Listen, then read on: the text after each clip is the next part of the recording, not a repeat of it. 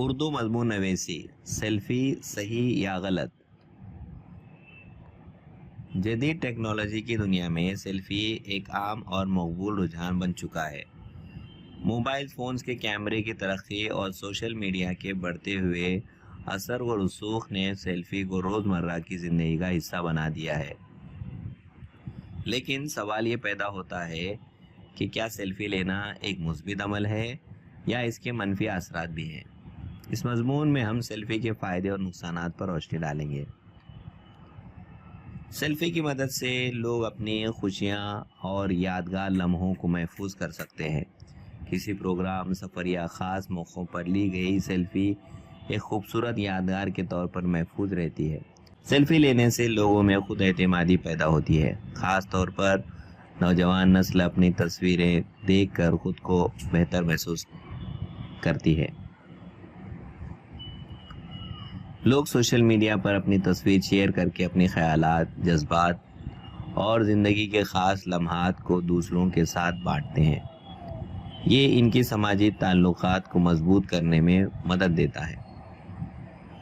آج کل سیلفی کو پروفیشنل دنیا میں بھی استعمال کیا جاتا ہے، جیسے کہ ماڈلز، ایکٹرز اور یوٹیوبرز اپنی شناخت بنانے کے لیے سیلفی کا سہارا لیتے ہیں۔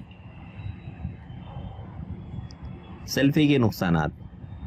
مسلسل سیلفی لینے سے، ان کو سوشل میڈیا پر اپلوڈ کرنے سے خود پسندی اور غرور کی عادت پیدا ہو سکتی ہے، جو انسان کے اخلاق اور شخصیت پر منفی اثر ڈالتے ہیں۔